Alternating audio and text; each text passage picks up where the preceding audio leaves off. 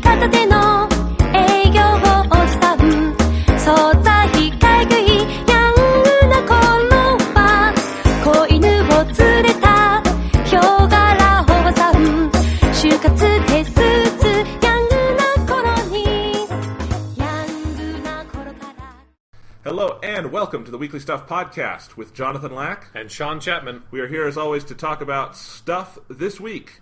Not a ton of stuff to talk about. But there is stuff. There is stuff. We're going to talk about, as always, Doctor Who, this week's episode, Before the Flood. Yeah, there you go, you got it. Part 2 of our second two-parter of the year. It was good? Thumbs up? Yeah, definitely. Big thumbs up. There's our spoiler-free review. It's Doctor Who. They're kind of on a roll this year, it seems like. Yeah, so. I mean, they've been on a roll for a while. I mean, you know, obviously the very, very end of Season 8 was rough, but the Christmas special was good. All 4 episodes of this season so far have been really good. Yeah. Good time to be a Doctor Who fan. Yes, definitely. Good time to be a Persona fan. I'm just going to touch on Persona 4 Dancing All Night lightly, and then we're going to save the big review of that for next week. And a couple other just odds and ends. Yes, I played the Star Wars Battlefront beta, so I can talk about that. All right, so just little odds and ends of things. So where do we want to start, Sean? Let me get out of the way really quick. Okay. I have played Persona 4 Dancing All Night. Yes. I'm in the middle of Chapter 5 of the story mode. That's a decent way in. Yeah. So it's really good. It's a lot of fun. The story mode starts a little slow, I think, but picks up steam. Yeah. And good God, the dancing mechanics in that game and the dances they create and just the animation and the music is so good. There have been times playing this game where I've seriously thought, is this the best game I've played this year? Is this my favorite? Is this the most fun I've had with a game this year? Maybe. I mean, you know, spoilers, it's going to definitely be on my top 10 list, because it is up there. Oh, yeah. Yeah, it is. And now you know what I mean when I said on the last podcast, like, they take the dancing seriously. Like, it's not just like, oh, they're kind of dancing around. It's like, no, like, these are dances. Like, in a way that I usually never really care about dancing. Like, it's just, like, never my thing. I'm not really, like, conscious of it when I see it. But, like, with the story of the game and everything revolving around it, like, it actually has me, like, interested in dance as, like, an art form in a weird way that I've just never been in my entire life. But that's the theme of the game, Sean, is that only by expressing yourself through dance can you free the shadows from their bonds. Yeah, you need to, you know, let them know that these bonds that they're holding on to aren't real, that they need to go out into the world and, like, experience true bonds with real friends for themselves, Jonathan. It's important. Something that can only be expressed through dancing. Yes. I feel so. No, and you're right. The opening cinematic is one of the just flat-out best pieces of animation I have ever seen. I have no idea how they did it. It kind of looks like rotoscoping. But it kind of doesn't because the characters look too much like the character models for me to think that it is actually rotoscoping. And it's a little too fluid and stuff, but it's just like... I've never seen anything like it. And again, this is yet another Persona spin-off that they put way more work into than they had to. Yeah, this is the kind of game that for, like, any other franchise would just kind of been, like, farted out there and be this, like, crappy little thing that only, like, diehard fans would be able to enjoy in any way. But nope, it's like, it's an amazing game. It really is. I've even already spent another $10 fucking on DLC, and I don't regret it. Yeah. So, anyway. Yeah. I should say, like, my update on the game is I unlocked, because I think last time I was still working my way through the hard songs. Mm-hmm. And I've cleared all the songs on hard, including, like, the free DLC songs they put out. And then I unlocked All Night, which is the, like, ultimate hardest difficulty. And I've cleared every song except for True Story, which is the last song you unlock. And that song, I think I've hit my limit. I think that is the point where that song is so difficult, I think I just physically cannot do it. Every other song was hard on that, like, really hard to do on that difficulty, but I made it through. I've tried it like a dozen times. I think it's impossible. Like, I just can't do it. It's just, I would have to, like, physically train my body to be able to hit the buttons fast enough to be able to play the song. So we're going to talk about this more next week, but the dancing mechanics in the game are so good, and and I know this is just basically, it's the Hatsune Miku game format, but still, as my first kind of big exposure to it, it's such a smart way to approach a music game and rhythm game because it really gets you into the song on an even deeper level than I actually think Guitar Hero or Rock Band do. I completely agree. Because it makes me, like, tap my feet and kind of dance with it, and if you're really into it, you don't fully need to be looking at the buttons. You kind of get where they're going to go. Yeah, you have, like, when you're playing on the difficulties I'm playing at, you can't be looking at the buttons anymore. Like, you are glancing at them, like, judging their velocity generally and being like, okay, like, that's how that's fitting up with, like, the beat of the song. I am like 12 notes ahead. I can't be focusing on this because they throw like crazy shit at you where you have to do like hold notes on like the holding down triangle, and then like you have a whole series of like 5 notes you're hitting with the D-pad, and then like while you're still holding down that hold note and stuff, and it's like you cannot be focusing your attention on like single notes anymore when you get to that point. Right. So it's really nuts, and like just like even the early songs on easy, I was having to really train myself because it demands a level of hand-eye coordination that a lot of games don't ask from you. Mm-hmm. And so, like, I'm getting good at it, but the idea of doing any feats on hard at the beginning was like, I don't know if I'm going to be able to play this game, but it teaches you to be good at it, which is good. Like, I actually think the story mode is great just for kind of acclimating you to the dancing. Yeah, easing you into it and stuff, yeah. And every time you beat it, the personas come out and play their instruments, and I giggle like a schoolgirl. Yeah. That part is really good. God, it's so good. There's a lot of like really solid fan service in the game. Yep. So yeah, we'll have a complete like full like spoiler review with like talking about story details and stuff next week when you finish all that stuff. But right, yeah, I'm glad you seem to be enjoying it as much as I did. Oh yeah, this is and if you're buying the collector set, it's $80 worth every goddamn penny. Yeah, I mean just like the soundtrack on top of it is worth like that extra money, but the other stuff's cool too. Yeah, they give you that carrying case and stickers and it's a nice set. So, although the Vita decal they give you is for the new Vita, which I was like, I wonder if this will be like. It'll be close enough, but it's not quite like the buttons don't quite work with it. So, I did spec out online. How much is the new Vita going for briefly? And then I was like, "This is crazy! Stop, Jonathan!" Yeah, that's completely insane to buy a completely new Vita model just so you can put your like little like Persona 4 Dancing All Night decal on it. And I wouldn't even play the new Vita because it's got a worse screen. Yeah. But I would put my Persona decal on it and like put it on my desk next to my photos and stuff. Yeah, like mount it. Yeah. All right. Well, anyway, Star Wars Battlefront. Yes. How's that beta? I did not even know there was a beta until you just told me. Yeah, there's been a beta. I don't know the full details of the beta because I know it had been open to other, I think, like, that sort of, like, friends and family thing that companies do. So it was open to, like, specific people for a while, and then a couple of days ago, I don't remember exactly, it might have been Friday night, it opened up definitely for PlayStation 4 users, and I think the open beta might only be for PlayStation 4 people, and I think it's closing very soon. It probably will close by the time this podcast goes up. But it might be open for other platforms, like I don't know. But anyway, so the beta for Star Wars Battlefront it's really interesting. It's a strange game. I should say, like, right off the bat, I am a big fan of the Battlefront games that I played them on the original Xbox, Battlefront 1, Battlefront 2. Played a lot more of 2 than 1, though they're both, I think, really good games. And I was not super hyped about the new Star Wars Battlefront because everything I had heard about it just sounded like it is nothing like Battlefront.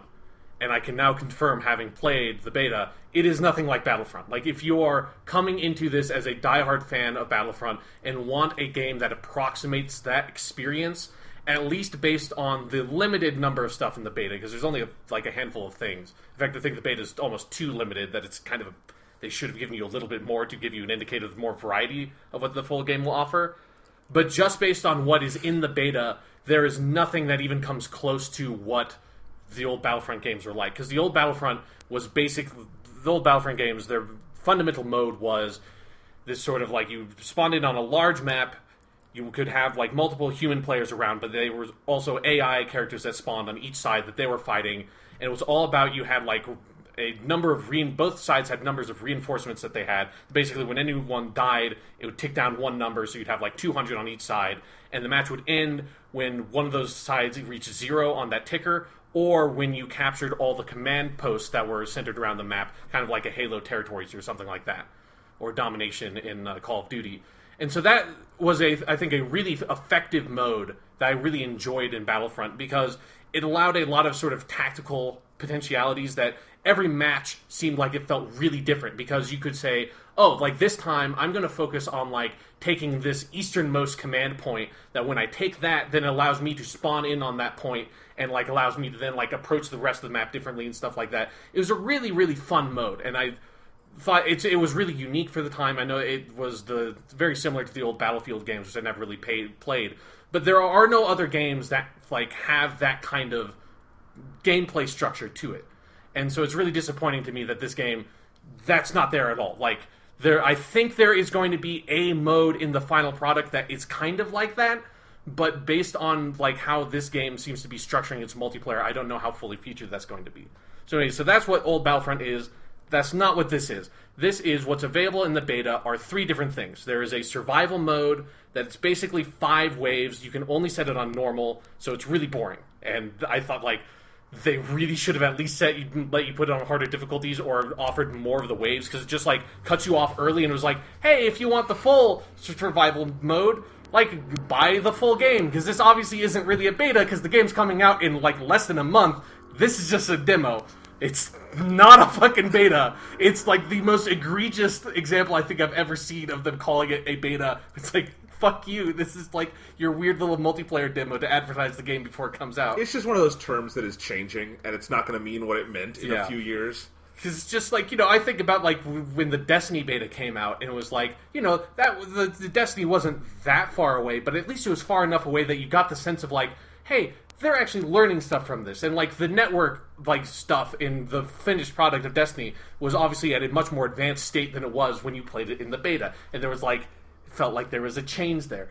I don't know if I'm going to get Battlefront when it launches, but I'm pretty sure if I do, it's not going to feel that different from the beta. There's, like, no time to change anything. It would have to be going gold very soon, if not already. Basically, like, within a week, I think it'll have to be going gold. Yeah.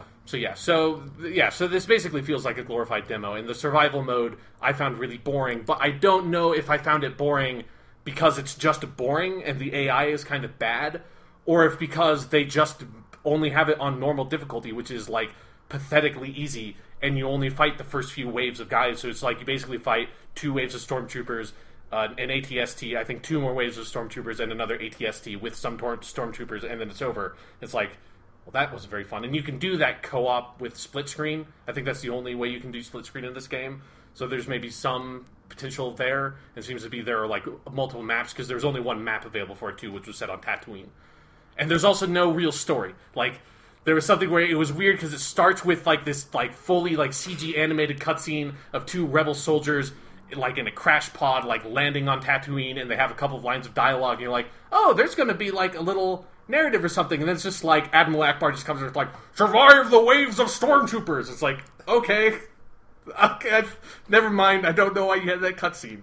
So that's the survival mode. Other than that, there are 2 other multiplayer only modes available. There's one, I don't remember the name of it because I only played it a couple of times because I thought it was really boring. It's basically a mode where drop pods drop in and you have to secure them. And it's obviously everything in the game is only Rebels versus Stormtroopers. There's no prequel stuff in the game at all, which I think is going to be true of the full game as well. And so that was just kind of really dull, and I played it a couple of times. And yeah, I don't know, like that. There's nothing very interesting about that mode because I don't think the shooting gameplay in Battlefront, it's not terrible, but it's also not particularly exciting in any way. Because since it's Star Wars, kind of what they did with it is all the guns are really, really accurate, and there's no reloading. They overheat, and they have basically no recoil. So it's like, on one hand, I kind of like see what they're going for with like, well, it's Star Wars. It's not like, just like a Call of Duty Battlefield thing where we know that, modern guns have recoil and they reload and they have all these things that become very interesting mechanics in first-person shooter video games. If you strip all that stuff out, like, it maybe can make sense in a lore way, although I think that there is reloading in Star Wars, at least there is in, like, all the other Star Wars games, because you have, like, blaster packs and stuff, man. Those guns don't just fire on, like, infinite nothing. Like, you need, like, to put blaster gas in there and shit. You could at least do the Mass Effect thing where you have to get the clip out of there. Yeah, like the heatsink thing, yeah. Like, you can come up, because the thing is, like, while it makes sense maybe for a lore reason, it's not very satisfying. Like, there's a reason why first-person shooters don't play like Doom anymore. It's because reloading is a really like satisfying and essential mechanic in a first-person shooter. That's why Mass Effect got rid of the heatsink thing. Because Mass Effect 1 had guns overheating, which is basically how Battlefront guns work, and that's not that much fun. It's a lot more interesting of a mechanic, and it's a lot more sort of like viscerally satisfying to have that decision of like, do I reload now when my gun's only half empty and, like, take that time to, like, get my gun back up to full? Or do I risk, like, running out of my clip and having to reload in the middle of a fight? Like, that stuff is more dynamic and gives more player choice. It's like, remember, old first-person shooters did not have reloading. At one point, reloading was a new thing. Like, that was not something that had to be put in because of realism. That's like it's a game mechanic, and I think most people don't think about it that way because it just makes sense logically, but it is a conscious game mechanic that is useful. It's the same thing with recoil. The fact that there is no recoil on any of the guns makes it so it's like shooting stuff feels like it takes kind of no skill. Like, you just kind of you point and shoot, and it is basically that simple. There's nothing really like on top of that, and because the game is also extremely chaotic, you don't really have the time to aim and take headshots because you also like die super quickly because it's that sort of like Call of Duty instant respawn kind of thing on top of it. So while I don't want to say that the shooting gameplay feels bad, it certainly doesn't. Like, it does feel very kind of easy in a way that like there's not a lot of depth to it, which is kind of something that's shared throughout the game. So then the other mode, which is what I've spent the most amount of my time playing, is by far the most interesting and most fun, although it has its own like very unique problems, is the Hoth map. Because of course, if you're playing a Star Wars game that's multiplayer, you have to have the big Hoth fight because that's what everyone wants. And the Hoth mode is really interesting because one, it's much bigger than the other one. I think the other one is like a 16 people map. This is like 20v20, so 40 players in total. Obviously, Rebels versus Empire. And it's all modeled basically off of the Hoth map, or the Hoth fight from Empire Strikes Back, where the Imperials are basically, they're escorting their AT-AT walkers, and their AT-AT walkers need to get to the shield generator and blow up the shield generator. If that happens, they win. And the Rebels are trying to stop the AT-ATs. And the cool thing about this map and mode, because the mode is kind of attached to the map, which is also one of those things that I wish there was more in the beta, because I don't know if that means that that's just what that option is on the menu that says Walker Assault. I don't know if that just means that's straight up just Hoth and that's it, or if like there's also one of those that takes place on like Sullust, or it takes place on the Endor or Tatooine or something. I have no idea. I think it's very likely that that's just the case because there is like 8 different multiplayer modes that are in the menu, but all of them are grayed out except for the 2 that are in the beta, and there's only one map available for both of those modes. So like, yeah, it's suggestive to me that, you know, like, it's very likely that there's going to be other maps for those other modes, but I don't know. And that's kind of like scary that I don't know. Like, they really should have put a little bit more into the beta just so you could like ease my worries that there's going to be more content in the game. But so basically, the Hoth mode, the thing that's really cool about it, and the one thing that Battlefront does spectacularly, is spectacle. Like, it is huge.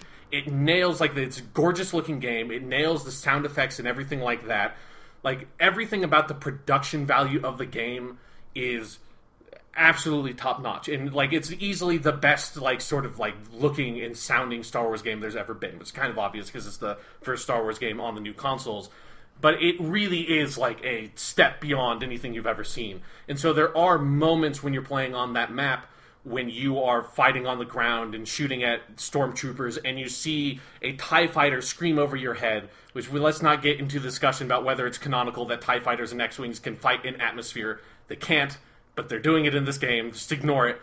TIE fighter will scream over your head with like, and it sounds like a TIE fighter, and he's shooting his like the green lasers that are hitting the ground and blowing up, and you see your buddy get like launched into the air because he gets hit by a TIE fighter, and then you like one of your other like people on your team is chasing after him in an X-Wing and also screams over your head, and he sounds like an X-Wing and fires the X-Wing guns, and it sounds like X-Wing guns. It's like all of that stuff. Like, it is incredibly immersive if you are a big fan of Star Wars in those moments, in a way that no other Star Wars game has been able to achieve up to this point. And so, if that is what you are looking for, and like, this is the game you want. Like, if you just want that sort of big, spectacular Star Wars battle experience, and don't necessarily care about like how well it plays as a first-person shooter, Star Wars Battlefront is the game for you, because that shit, when it works, and it is really amazing.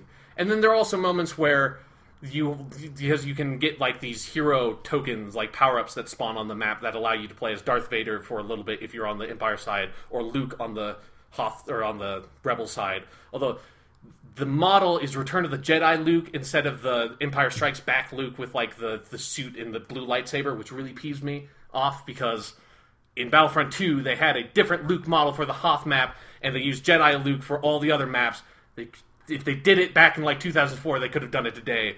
They really cheaped out on that. And it just looks dumb because you have Luke is dressed in all black.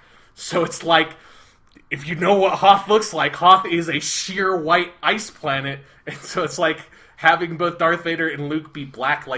It's kind of cool that they stand out, but it also looks really fucking dumb because you just have Luke and Darth Vader like jumping around looking like idiots, like standing out in the middle of this white wasteland when everyone else has white like snow camo on. And in those cases, are you using a lightsaber or a... Yes. Okay. I've only, because it's really hard to get the hero token, I've only been... I think I've been Darth Vader once and Luke once, and I basically got gunned down really quickly with both of them, because you are not particularly durable, and since there's no tutorial in the beta, and I assume there's going to be one, because there's an option in the menu in the full game, you don't know what the controls are going to be, and so it's so rare that you get to play as him that I feel like I have no fucking clue what to do, so I just spawn in as Luke, or I spawn in as Darth Vader, which is also fucking hilarious, because especially when you spawn in as Darth Vader, there's this little animation where he walks up on the battlefield, turns on his lightsaber, and then he says, like, a line, but they have the worst Darth Vader sound alike I think I have ever heard, and I have played a lot of these Star Wars video games, and heard a lot of bad Darth Vaders, but their sounds fucking nothing like Darth Vader. And their Luke sounds nothing like Luke either, but he doesn't even sound like he's trying to sound like Luke, so it's almost kind of better. Their Darth Vader is fucking terrible. So yeah, Darth Vader just walks on the battlefield, turns on his lightsaber, is like, oh, I'm Darth Vader, here we go. It's like, okay, that's not what Darth Vader sounds like. And then you have a bunch of icons on the screen that says oh, I think you hit R1 to do force choke, but I've kind of trying to figure out the controls, and then I get then an X-Wing comes from out of nowhere and just crashes into me and I'm dead. It's that experience is a little bit shitty. Again, I feel in the full game there will be modes, I think, presumably there will be modes that will allow you to play as the hero characters more consistently than just having to find a pickup and hope that you are the one person on your team of 20 that is able to get that pickup before anyone else. So yeah, that experience is a little bit weird.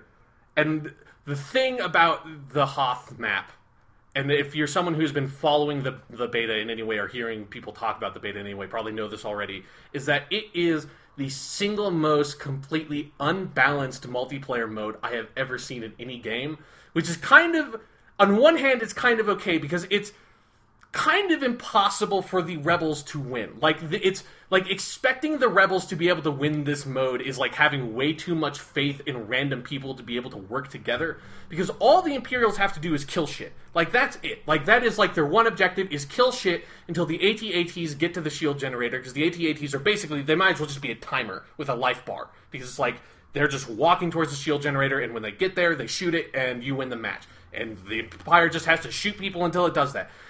The one thing that people playing a multiplayer online shooter know how to do is shoot things, and that's about all they know how to do. On the Rebel side, it's so much more complicated, because you have to defend, these two, satellite dishes, and the battle has 3 different stages. So it's stage 1, you're defending these 2 satellite dishes, and if you have the satellite dish, captured, it starts racking up these Y-wing bombers that when you end phase 1 of the fight, the bombers come in, bomb the AT-ATs, make them vulnerable, so then you have to shoot the AT-ATs to get their life bar down. If that sounds kind of confusing, it is so hard to figure out how all those mechanics work in the middle of everything exploding around you while you're playing this game. It sounds like you're playing a really tough, boss fight in a campaign, but it's made multiplayer and the bosses get to be one of the teams. Yeah, basically, that's kind of what it feels like. So yeah, because the stormtroopers are basically just trying to keep you from being able to capture these relay dishes. And as the phases go on, it gets progressively easier for the rebels to hold them, because the longer you hold them, the more Y-Wings can come up. But it's the whole Y-Wing thing is so annoying, because it's just obfuscating what you're actually doing is basically racking up a timer in increments that's one Y-Wing bomber basically makes them vulnerable for, let's say, 10 seconds. I don't know how long it is. And you can rack up about 6, and so they can be vulnerable for about a minute. And that's what all that means, but it takes so long, you have to play the mode so many times to be able to parse all that information together to realize, okay, so the Y-Wing bombers aren't hurting the AT-ATs, they just make them vulnerable to rebel fire. And so you, when they are vulnerable, everyone needs to get on their shit and shoot them and get their health bar down. But the other part that's, really crazy is that then when you get to the third phase, which is your backs are up against a shield generator, basically, that's when you can get into the snow speeders from the movie with the tow cables that do the thing where you wrap lasso up the legs of the AT-AT and it falls down. And so because again, if you're going to do Hoth, you have to do that. But that's it's so weird because it basically what it means is that generally for the rebels, the only the most important time and the only time you can reasonably win the mode is in the last 60 seconds when you can have those snow speeders do that, because they can only do it when the AT-ATs are vulnerable. And the only time the AT-ATs are vulnerable is in the last minute of that phase. So it's everything comes down to having this, being able to have air superiority, because obviously the Imperials have TIE fighters and TIE interceptors and shit flying around gunning down your ships. You have to be able to, you have to know where the tokens spawn, because you don't just get into a snow speeder like a normal video game. No, there are these, floating, transparent blue power-up, tokens. That's the same thing for, being a hero. There's, you can pick up, it's also, random, special grenades and stuff that you can pick up on the map are represented in this way. It's a fucking 90s shooter that you have, power-ups floating. The really frustrating part about it is, again, they are, transparent and blue on a white ice map. It is impossible to see them from a distance. So you need to figure out where these power-ups spawn to get them, and then you call in the vehicle. You have this animation where your character crouches down and is we need air support. And then the speeder flies in, and you're in control of the speeder now. So it's this weird abstracted system. And then when you do finally have an opportunity to lasso up the AT-AT, it has this weird mini game where you have to it brings up this meter where you control the ship with the right stick in the meter and try to keep it in the middle, which is basically a lock-picking minigame kind of thing. And you have to do that, but you're completely vulnerable when you're doing that. So, playing as the Rebels, I have never played on the Rebels and have them won. I have fought against the Rebels one time, and they have won. And I've played that map over 20 times at least, because I've played it a lot, because it's a lot of fun, and the maps just go pretty quickly. And that was just today. Other than if we had recorded this podcast yesterday, I would have never seen the Rebels won. And it's I wouldn't have really known it was possible. Because here's the other thing, is that if the Rebels knew what to do, they would be insanely overpowered in this mode. If you could actually coordinate the team, the Imperials would be completely fucked, because there is one of the power-ups, though, you can't tell by the symbol, but one of the power-ups, which just looks like a generic power-up, is an orbital strike. And the orbital strike, if you drop it on an AT-AT when they are vulnerable, takes off basically half of its health. So, at each of the phases, you can use one of those orbital strikes. You might be able to use two. I don't know, because I only discovered this today, which is how I've blown up one AT-AT once, and I did it that way. Because I just found this orbital strike power-up, and I was this seems like it would be super fucking useful. I've never fucking seen this before. I've played this over and over again. I just happened not to walk in over this one part of the map to see this one power-up. And then the AT-AT became vulnerable from the Y-Wing. I was well, this seems like it'd be a good idea. Drop the orbital bombardment on it, and it fucking blew up. I was well, I know, because I've seen other people use these on my team in other phases. I know it's at least one spawns in each phase. It's if the Rebels just knew that, there's no way the Imperials could stop you, because you keep that power-up even if you die. So you just would have to find the power-up, just wait until the phase ends and they're vulnerable, and then just drop it on them. It's you would fucking win the match basically automatically, as long as the rest of your team is doing a moderate amount of damage to the AT-ATs and getting their health down the rest of the way. The Imperials would be completely fucked. But because there's no way to really corral your team together, because again, it's a team of 20 people, so it's extremely unwieldy.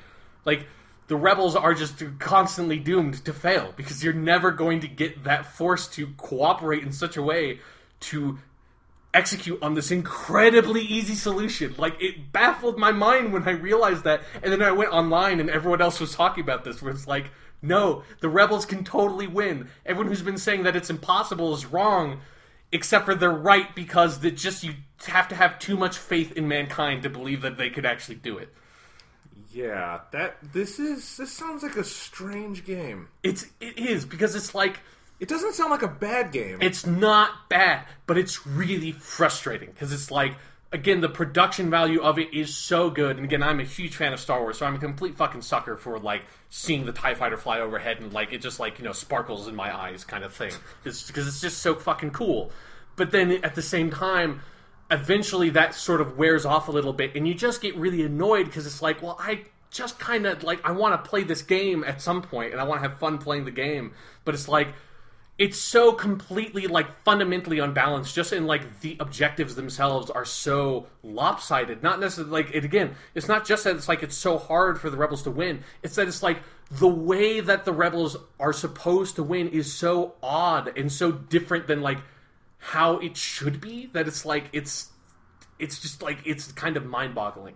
And again, it's something that's really frustrating when you look at it from the perspective of someone who played the old Battlefront games. Just see this, like, man, if they had just kept that sort of fundamental structure for the multiplayer that the old Battlefront games had, like, it would fix a lot of the problems this game has. Because the other thing that's really frustrating about it is that it's very limited in your options, and it's not just a beta thing, that, like, you don't have, like, effective specialization for your, like, quote-unquote classes. Like, Battlefront was completely class-based. Like, you picked a sniper guy, and you had a sniper and stuff like that. You picked an engineer, and then you could repair vehicles. And it was just, like, segmented that way, because it was pre-Call of Duty 4, where you could, like, just, like, mix and match everything by that point. In this, they kind of... You have a couple of things that, like, oh, you can equip a jump pack on your, like, L1 and a thermal detonator on R1. It's like a weird, almost kind of Destiny thing where your grenades are on a cooldown now, where it's like, and that's how that's handled. And so if you want a sniper rifle, it is basically handled like a grenade in a weird way, that you assign it to your either L1 or R1, and then you can take it out. It's like a one-shot sniper rifle. That really sucks because the scope is complete shit, because anyone can just have the sniper rifle and still have their core, like, assault rifle gun. That, like, it has to be balanced in such a way that it's a really fucking shitty sniper rifle and doesn't make you feel like a sniper at all. And you, like, you fire that one shot, and then the gun goes into a cooldown for, like, 30 seconds or something, and then once those 30 seconds are up, you can pull out the sniper again. It's a really weird system. And what it means is that all the main guns, there are 4 guns in the game that, like, in the beta at least, that you can assign that's, like, your core gun that you have all the time. You can't carry 2 weapons other than if you put the sniper into the special slot. And all those guns are basically assault rifles. There's the Stormtrooper assault rifle, there's a Rebel assault rifle, which they're basically the same gun. There's a pistol that is basically just a submachine gun, and then there's an LMG that is more or less just like the assault rifles. Like, the guns are not that different. And so... No matter what you pick, no matter what loadout you go with, you end up basically playing the game the exact same way every time. And that might change with, like, presumably there's going to be a lot more power-ups in the full game, but it's a little bit frustrating that it's like, well, I want to be able to play as the sniper, or I want to be able to play as the medic. Like, I want to be able to have a support role on my team, or I want to be able to, like, play as someone who's able to repair vehicles, but, like, that's couldn't even be a concept in the game, because vehicles are not on the map. They're, like, those weird power-up tokens that you get, and then they appear kind of, like, out of thin air. And so, like, that aspect of the game is also very disappointing. It sounds like what they've made, like, the decision they've made is to make something very broad and very non-threatening to everyone who might own one of these systems and want to play a Star Wars game, rather than making a, you know, kind of deep Star Wars-esque game that, you know... kind of a previous generation of fans like you would have loved in things like Battlefront or, you know, the other kinds of games they would make, like a Knights of the Old Republic, which were games first and maybe Star Wars second. Yeah, exactly. Like, it was something that I was thinking about when I was getting kind of really frustrated with it, was that, like, if this did not have the Star Wars license attached to it, I would never play this game. Like, I wouldn't even come close to it. Whereas, like, something like Knights of the Old Republic, like Star Wars is so core to the identity of that game. But if, like, theoretically it didn't have Star Wars and it was just, like, a Star Wars knockoff, Knights of the Old Republic would still be one of the best games I'd ever played. If this didn't have Star Wars, I never would have downloaded the beta. And even if I had, I would have played, like, one match of it and just been like, well, fuck this is fucking stupid. Who would play this game? Yeah. But because I think TIE Fighters are really cool, and it's really cool to see them, like interact with the ground forces in that way and have it, like, all look basically like the movies, you know, because the graphical fidelity is so high. Like, that stuff is really rewarding in a way for a fan, but it does run out. Like, it's something where it's like, I want to play more of this game, or I want to see more of this game. Like, I want to experience more of it. Like, I want to see every mode it has, but I kind of want to play every mode in this game like 5 times and then never touch it again, is like what I want. And so I'm probably not going to buy it because that's not worth $60 to me, but it's really frustrating because it is an experience I want to have, but it's kind of a guilty pleasure sort of thing that I want to get, but I'm not willing to pay the money to get it because it seems like that's way too expensive for what they're asking. Yeah, it's just a weird case, and because if you think of, that cycle of Star Wars games we were just talking about, like Battlefront 2 and Knights of the Old Republic, those did come out with the prequels. So it's not like they were on an island, like, in between Star Wars movies. This was in that period where Star Wars was hyped and merchandised. But the nice thing about when Lucasfilm was running things is that they pretty much left those other branches of the franchise to different artists who wanted to play with it. Yeah. And it was a very independent kind of thing. So BioWare just, they got to kind of make whatever the fuck they wanted. It's like, and they went crazy. Yeah, that is the key to making a franchise game that they figured out, is just set everything 2,000 years before any of, the core shit happened, and you can just do anything you want. Right. Just completely remove it from the main timeline. It's like, you're completely free. It was the beautiful thing about KOTOR. Yeah, and with Battlefront 2, with LucasArts making that, and they just were able to really, because they were a game design company, and they got, and I know the new Battlefront's made by EA, but it's a different kind of thing. Yeah. And so it's frustrating, and I wonder if this is a sign of things to come with the Disneyfication of Star Wars, which is that it's pitching, and because this is what Disney does, obviously very well. You have to praise them as a business. They are able to pitch their properties at a very wide base and get everyone to buy their fucking shit. And now that they have Star Wars, which is more lucrative than just about anything they own, they're doing it again, and it sounds like this is kind of what I would expect a new Battlefront under the Disney banner to be. Yeah, it definitely is sort of a, game made for, the lowest common denominator, Star Wars fan. It's just, cover as wide a base as possible. As long as you have some nostalgia for the original Star Wars movies, you are fine. Which, again, is kind of like what you said. It makes me a little bit sort of trepidatious for the future of the franchise, or the near future of the franchise, and that, I think it's a very clear indicator, the fact that, they canceled the Star Wars The Clone Wars cartoon and then made a new cartoon that's set basically in the original trilogy timeline, which is still really good because it's the same team. But, and then in this game, Battlefront 1 and Battlefront 2 both had the original trilogy stuff and the prequel trilogy stuff. So, you would have, fights and planets and stuff from the prequel trilogy, and you would have the Confederacy with the droids, and they were completely unique because they had all these unique classes and stuff of you could play as the droideka, the little spinning one that unfolds and has an energy shield and stuff. And the clones had different classes and different weapons associated with them. That was very rewarding, because I think we forget in how bad the prequel movies in general are, though I still think episode 3 is pretty good. The setting, I think, is still really great. And I think that the expanded universe material, particularly the Clone Wars cartoon, proves how powerful that setting is. They just, were really bad at telling stories in that setting in the prequel movies. And it's the droids and, a lot of the droid stuff, especially once they got kind of away from the normal battle droids from episode 1 that were really, comic relief.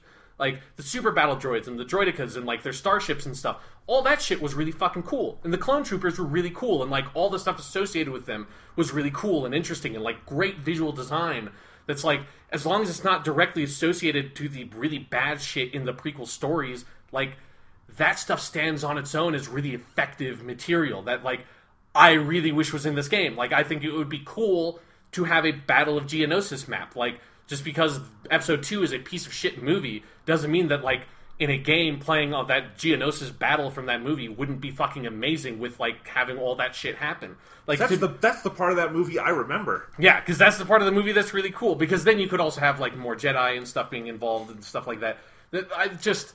It's really frustrating to me as a fan of Star Wars, coming from the perspective that, I don't love the prequel movies, but I love all of Star Wars in a sense that, I think there's good stuff for all over the base. It's just if you hate the prequels, you're just not looking at the right stuff from that setting, basically, because there's lots of great stuff that's set in that era that it's really frustrating to me that it's just you're just ignoring that because everyone hates the prequels, so it's you're just pandering to the original trilogy stuff and ignoring the fact that that Clone Wars cartoon is so fucking good. It was only a couple of fucking years ago that they made that so compelling, and there's a generation of kids growing up that love that stuff, you know, and that like they're not being catered to in the slightest in a way that's kind of baffling to me. And here's something I want to say on that point. Because you say everyone hates the prequels, that's not true. Yes, yeah. A certain generation of fans hates the prequels.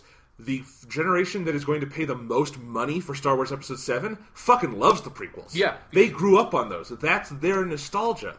And I don't fully understand Disney's logic of pretending the prequels didn't exist, because if you look at, like, their new movies, and, like, Episode 7 being more like an original trilogy, total sense, because it is a follow-up to Episode 6. I get that. Yeah. But, like, all of the spin-offs are going to be in the same timeline.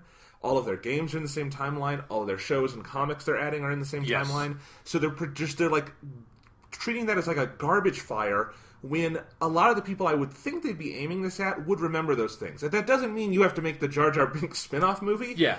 But you could, like, acknowledge that those happened and that there's good things about them, and not kind of try to erase them from memory. Exactly, yeah. And it just makes me wonder, though, like, who is this new batch of Star Wars stuff being aimed at? And I think this is a question I'm going to be really curious when Episode 7 comes out and we see it. Because I'm still optimistic about Episode 7, but I just wonder, as a general business strategy, if they're aiming new Star Wars at everyone, then they're actually aiming it at no one. Yes. And that's the problem. Like, because I think Battlefront, I wonder how it's going to do as a game. Because if you can't attract core gamers, I don't know if it can do that well. Like, I think it could sell on the basis of the name, but, like, Battlefront 2 and KOTOR and all those are popular because they were good games first. Exactly. And gamers are a lot more picky than, like, I think film fans are and stuff. Because the price of entry is way higher. Yeah. And you need to have a lot more expertise to just do the thing you're doing. You don't have to just go sit in the theater. It's a different kind of thing. So, just with all these different Star Wars things, I don't quite know where they're pitching it. And I wonder if they're going to kind of bite themselves in the ass by really pitching it at no one in particular. Yeah, yeah. The prequels aren't all that good, but they are pitched at a certain... They were pitched at kids. I mean, if you look at, like, Phantom Menace, like, I think George Lucas had a decent sense of what kids were going to enjoy. I don't think he had as good of a sense of what kids were going to enjoy as he did in 1977. No. Because I think people also forget that those are kids' movies, too. Yes. But anyway, yeah. So... Yeah. It is something where it's like... Being a big Star Wars fan right now is a really weird experience, because there is something where it's like, again, that Clone Wars cartoon, like, if you have not seen it and you are a fan of Star Wars, like, and you have Netflix, go fucking watch it, because it is amazing. It's some of the best stuff that, like, Star Wars has ever output. Like, not every episode is the best episode ever, but there's, like, an average quality that's very high. And, like, when that show hits hard, it hits really fucking hard. And the new Star Wars Rebels show, which only the first season is out so far, like, I watched that first season when they, like, basically had it online for free on the last May the 4th thing, because that's, like, a big thing now. I don't remember when that happened. But that show is, like, because it's made by the same team, like, that show is also really good. But it is, like, there's something about that of just, like, when you see the plans they had for Clone Wars going forward, and, like, how they were going to tie it into the events of Episode 3 and, like, Order 66 and, like, the really deep shit that happens, it's like, that would have been so fucking cool. And then Disney just cuts it off. They cut off all the expanded universe stuff set in that era, and then it's just like, well, now we're going to put out a Han Solo comic, and a Darth Vader comic, and a Princess Leia comic, and a Luke Skywalker comic. We're going to put out, like, a book that's Darth Vader and the Emperor, and a book is like blah, blah, blah, blah, blah, blah, blah. And it's like, everything is now, like, super original trilogy in a way that's like, I like the original trilogy, like, but that was a long time ago, man. Like, it feels like we've taken a weird big jump backwards that's like, to how things were before the prequels came out, that was like everything just had to be the original trilogy because that's all there was. And then the prequels opened that up to not just like stuff set in the prequels, but stuff like that was way after the original trilogy or way before, like Knights of the Old Republic. Yeah, it's weird because the Star Wars hype train is obviously in full effect, and there's all this merchandising coming out, and I think it's very omnipresent, yet at the same time, I sense a lot of apathy from people. Not necessarily towards The Force Awakens, because I think that movie has enough just kind of things in its camp of having, good people working on it and stuff, and the footage looks decent. Yeah, the trailers the trailers were effective trailers, even if they kind of peeved me, because they didn't show what I specifically wanted to see. Right. But, so I think people are excited for that movie in a general sense, but I sense way more apathy than I think there was around Episode 1, or even Episode 2, or Episode 3, when we all knew that these prequels weren't that good. Yeah. So, whatever, again, it's like, if you're pitching it at fans like us who really like Star Wars, we don't feel like we're really being catered to. It's more like being pandered to. Yes. And if you're looking at kids, they're getting their dad's shit. They're getting Luke Skywalker and stuff when they probably do like Anakin more. Not necessarily Hayden Christensen, but the guy from the cartoons. Yeah, because he's really they completely fixed that character the way that he's a really great character in the cartoon. Yeah, and I know there's a lot of kids who just love this era, not necessarily because they love the Phantom Menace, but because of all the periphery stuff. Yeah. And are they being excited by it? I don't know, because I would also not necessarily... I would assume sooner that kids have seen the prequels than the original trilogy. Yes, yeah. Again, just because they're older movies, it's no quality judgment, it's just that's how the world works. Yeah, that eventually... watching the original trilogy Star Wars movies will be like watching a black and white movie for kids growing up. That's and maybe it might already be at that point. I have no fucking idea. You could absolutely enjoy it, but it'll take context in a way that... Yeah, you'll have to be a mature enough viewer to be able to get what's valuable out of it because, you're so used to modern effects and stuff. Just the way modern movies look, that watching Star Wars, the pacing will be too slow. The effects will be too cheesy. They'll just be why is every, scene transition this weird screen wipe thing? What the fuck is that all about? And you don't sit a 5-year-old that's well, let me tell you about Akira Kurosawa. You don't, we're watching Seven Samurai today. Yeah, it's they're not going to, be oh, that's really interesting. It's a really interesting, stylistic homage. No, you don't do that with a 5-year-old. They're just going to be this is stupid, because that's not the way that movies look for them. Movies have to be, in your face, really fast cuts kind of stuff. Kind of bright, high definition. It's that's the way that movies look. They're much faster paced and everything's all digital and shiny. I just wonder, let's say if, The Force Awakens is just hypothetically, if it's the perfect movie for us and people older than us, will it still attract children? And if so, will Star Wars have the life it needs to have if you can't attract that base? Yeah. I really do wonder. I think there's so many questions, and it's fascinating to me. Yeah, because it does feel like it's the... latest example in this recent trend of nostalgia mining that is very disconcerting, because it does feel at some point we're getting to the point where kids will have nothing that was made in their lifetime that they enjoy, right? Or even something at least something that was already a franchise that already existed that was forging new territory in the way that the prequels did for Star Wars. They're like you said, they're getting into their dad's Star Wars, or they're getting into their dad's cartoons with Teenage Mutant Ninja Turtles or Transformers, all that shit that's getting rebooted and repackaged for newer audiences. That's just what are kids into today that is just for them, Minecraft and Angry Birds, I guess. What movies are kids excited about that are made for them that are not based on a new franchise? There's nothing. It's a big question, and all of this stuff will eventually come crashing down because of that. And the thing is, as you're talking about this culture of nostalgia grabs, some of them are successful, like Transformers, and that's successful in a very specific way, which is opening weekend money. Yeah, and it's kind of an inexplicable way of yeah, no one likes is this them. Even really Transformers at some point? It's so stylistically different. It's mostly Michael Bay giving a blowjob to the military. Yes. And kids shouldn't be seeing that. Yeah, anyway, and Ford is just paying him piles of money. Yeah. Yes, but most of these nostalgia grabs don't do well. That's something you have to remember. A lot of the ones that come out in theaters, Mr. Peabody and Sherman was not a hit for DreamWorks, guys. I totally forgot they made that. Who is the fucking idiot that made a Peabody and Sherman movie? It's I don't know. Is there anyone even that is I like Peabody and Sherman, but it doesn't strike me as a franchise that people are super nostalgic Here's for. a better example I'm interested in, too, is the Peanuts movie that's coming out this year. Right. And it looks like a really cool movie because it looks like they kind of nailed the tone and look of Peanuts. I guarantee you kids these days are not interested in Charlie Brown. No. That is such a different generation, and it's something I can appreciate and whatnot, but I really don't know how you're going to get a big amount of kids into that today, because it's set in a different period in America. It's kids who didn't have phones and shit. You know, it's about playing outside with your football. That doesn't happen anymore. I'm sorry. That would be so amazing if they update it and And Charlie Brown would be the one kid who doesn't have a smartphone. Like, he would have, like, an old flip phone that his mom had from, like, 10 years ago or something. Here's the thing. If you got, like, Phil Lord and Chris Miller to do it, they did, like, the Lego movie, you could make the greatest Charlie Brown movie that way. It would be so good. But, yeah. I mean, kids wouldn't be able to appreciate it, probably, because it's, like, it would be kind of inexplicable. But yes. I would find it hilarious. I know. But anyway, yeah, so I do wonder how these things are going to go down. Because I really do. It's not like The Force Awakens is going to do poorly. It's going to make a shit. I think it's going to make a scary amount of money, is what it feels like. I think it's the first movie since Avatar that could possibly beat Avatar. Yeah. But after that, I do wonder if there's going to be a point of diminishing returns where either it'll like be a good movie and everyone will be like, that was good, but it won't like send anyone through the roof, or it'll kind of not satisfy anyone and kids will be like, I don't really have any nostalgia for Harrison Ford.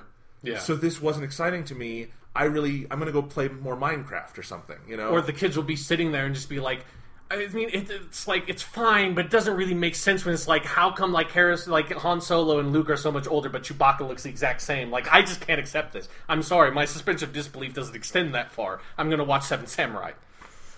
Yes, well, lots of questions. This actually became a really fascinating discussion. Yeah, I don't know when it evolved to that point, but it felt like something we needed to talk about at some point, because we hadn't had to like touch base on Star Wars for a while. No, and I think, we're in a fascinating period, because a couple of weeks ago they did that Force Friday thing, and now we've got the Battlefront beta coming out in that game. I checked, it comes out November 17th, so like exactly a month before the movie. Yeah. So they're timing this all well. I think it's going to be one of the most fascinating just media stories of the year, to a point where the quality of the movie is almost beside the point. Yeah. But my only real interest in all of this is I want to see a good movie. Yes. I'd like to see a good Star Wars movie, and I hope we get that. But a lot of this periphery stuff, it doesn't necessarily affect me because I don't watch the cartoons and play the games, but I am wondering how it will affect the people who do that.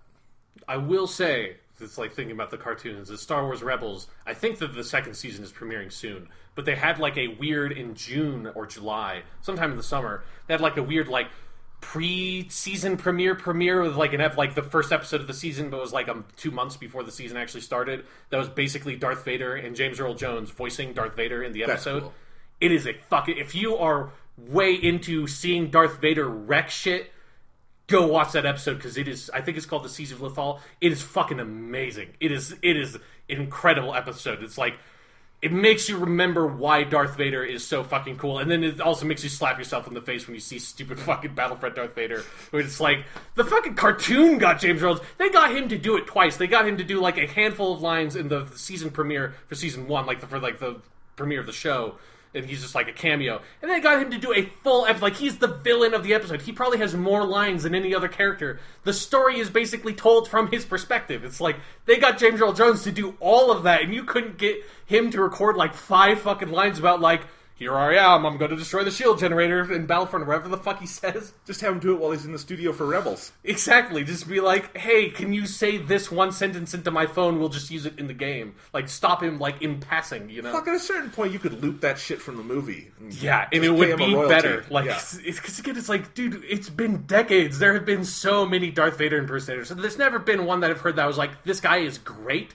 But there've been plenty that I was like, this guy is passable. Like, literally, I think I can do a better Darth Vader voice than the guy in the game. It's like, and that's not just me, like pumping myself up. It's like, no, I think most people probably can. Like, it's not that hard of an impression to do. Like, it's hard to do a great Darth Vader impression, but it's not that hard to do an okay one. Well, that's the thing. It's one of the most ubiquitous voices in American culture. Yeah. You gotta step up to the plate when you're going to do it. Yeah. That's all. And I understand, because, again, like, I imagine he probably has, like, 5 lines in the game, because he says, like, a sentence when he comes on, and he never says anything else. So it's like, I get that you don't want to spend a lot of money on getting something really good, but it's like, it feels so fucking cheap. Like, it feels like a kid just put his Darth Vader action figure down and was like, I'm on Hoth now. Let's go get those darn rebels. Like, who is, like, no, like, get someone professional to fucking do this. Maybe that SAG strike actually happened, and it happened early or something. That's an interesting cup of worms. Yeah. Going on there. Mostly reading the stories about the SAG strike, I'm like, oh god, video game voice actors are horribly abused. Yeah, so when you just see stuff about, like, they're not even told when they have to do, like, complex stunts for motion capture when they thought they were just doing an audition for a voice. And you're like, that doesn't seem fair. No. All right, so Sean, you want to talk some Doctor Who? Let's talk some Doctor Who. All right, Doctor Who, Season 9, Episode 4. Yes. Below the Lake. God damn it! I was waiting. Before the Flood. Yes. It's mildly confusing. Yeah, because the second episode is the one that says before. That it's like you keep on thinking, Which is a cool structure. Yes. But it makes sense why it's all right. The titles are confusing for a reason. Anyway, Before the Flood. To recap, last week with Under the Lake, we liked that episode. Very much so. A lot of fun. Good Doctor Who ghost story. Yep. Peter Capaldi brought the Peter Capaldi-ness. Yep. Good. So, Sean, we catch up now. We've got part 2 of this story. And what'd you think? I thought it was really great. I think it's like, again, we said at the beginning of the podcast, like this season of Doctor Who has been amazing so far. It's like, this... It's a great episode because, one, like, it feels like it continues what was really good about the first episode of the two-parter, but it also completely has its own unique identity. In fact, it tackles the, like, what they call the bootstrap paradox, but it's, like, generally, like, the time paradox stuff that Doctor Who, modern Doctor Who, is, like, kind of always mired in. It's like, it addresses that stuff and brings it up and uses it in a way that's, like, it's kind of like the first time that Doctor Who has actually done it effectively, because it's actually just, like, facing up to it, and, like, it's the only time paradox story I can think of on the top of my head right now that I actually like. Let's just say that. Well, here's the thing. I was watching this whole episode and thinking, I don't know if Toby Whithouse did this intentionally, but it feels like he made a list of some of the most annoying Stephen Moffat tics, and then said, I'm going to do it well. Yes.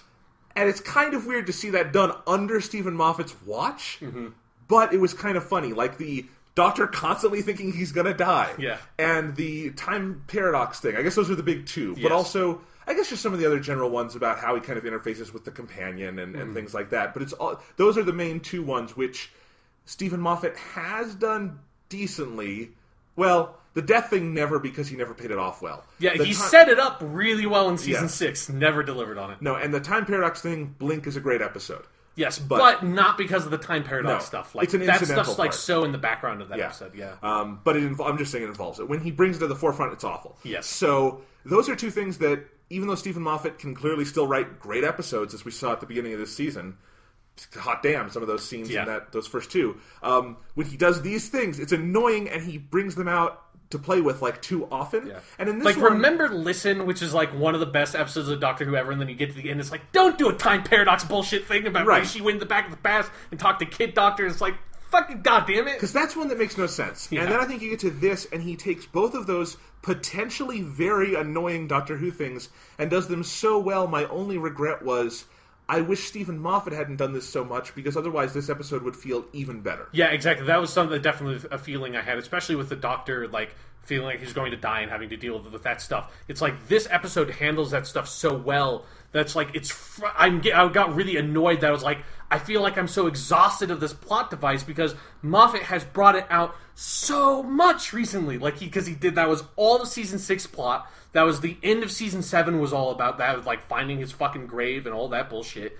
And then that's Matt Smith's last episode. Yeah, and then Season 9 starts with it in a way that like feels completely and like utterly unnecessary with like how that two-parter goes. It's one of the strangest parts of that whole two-parter when you get to the end of it. Yeah. So, like, the time paradox thing is just handled in a clever and fun way, and we'll talk about that more later, because it's another thing that I don't think you could do if you didn't have Peter Capaldi, but they do, so, thumbs up. And Jenna Coleman to an extent at the end of the episode. Mm-hmm. But anyway, but the best part is, I think, the thing of the Doctor dying, because in this one 40-minute episode that goes by in a flash, again, just very well paced. Yes, tremendously paced. We've had 4 episodes this year. They're both two-parters, and they've all gone by in a flash. That's not how Doctor Who two-parters usually go. Yeah. So I'm happy with that. Anyway, but the Doctor dying, like, in one 40-minute episode, this hit me harder than the entirety of Series 6. Yes. Because there are parts of Series 6 that hit you very hard, and obviously Matt Smith plays all of it brilliantly. Yes. But in this one episode, because what the Doctor's grappling with actually feels like it means something, because they've actually, for one, set up the rules of the time logic so that it makes sense why he thinks he has to die. Mm-hmm. Like, I can totally understand this time why the Doctor thinks he can't fuck with time, because he's directly been there in both places. Yeah. It makes a lot more sense. Yeah. And just that general kind of sense of existential wandering feels very true to who the 12th Doctor is, where the extent of it for him is at the beginning just, I kind of have to suck this up and take it. Yeah. But then he gets into it deeper because he has these connections he doesn't always think of, like to Clara, that run deeper within him than he recognizes. Yeah. And then by the end, when he finally goes to confront the Fisher King. The Fisher King, which I just kind of love as a name for a villain. Yeah. It just kind of hits you. It's like it's a really good one-off emotional Doctor story. Yes. And then the way he gets out of it is clever and true to character, and that's all you can ask for. Yeah, and then you have like a literal shrug into the camera at the end of the episode. It's like, I'm fucking great. Like, perfect. You handle this stuff magnificently. Yes. So talk about that. I mean... Okay, yeah. Let's just, like, start the episode with the start of the episode, because I think that's... I love that scene. Like, it's so remarkable that, like, it's the thing about the episode I've been thinking about so much since I saw it, that the episode starts with the Doctor breaking the fourth wall. Like, and not in a small way, in, like, the entire cold open to the episode is the Doctor literally talking into the camera at you about, like, the bootstrap paradox with, like, this framing of Beethoven, of, like, if... a time travel goes back into the past because he's a fan of Beethoven, wants to meet Beethoven, then discovers that Beethoven doesn't exist, and then because of that he has his own copies of Beethoven's music, copies that down and publishes it. That's like, who then is the person that wrote Beethoven? Like, because he wrote Beethoven himself and inspired himself to be a fan of Beethoven, to then go back into the past to meet Beethoven, who's not there, so he writes Beethoven, and it's a cyclical loop, which is like, that's the bootstrap paradox. Also known as the Terminator Syndrome. Yeah, exactly. Wouldn't it be great if, like, Terminator 2 ended this way? Yeah. Who would shrug into the camera? Would it be John Connor or Sarah Connor? I think it would be Sarah. I think Sarah would have to, like, because it would be an angry shrug. Yeah. Because Sarah would just be kind of pissed off by all of it. Yeah. Yeah. Because it is just like...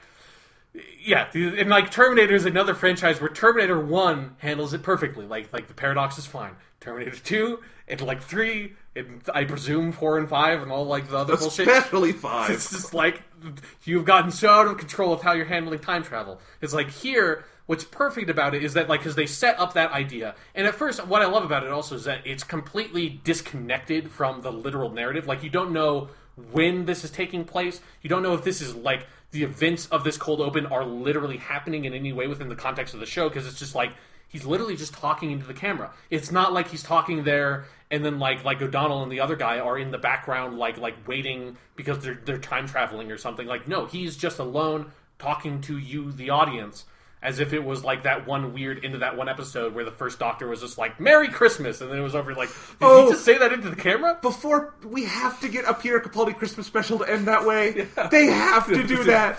To all you sitting at home, Merry Christmas, I everyone. can hear Peter Capaldi saying that. Yeah. It would be so great. Yeah, so it's like...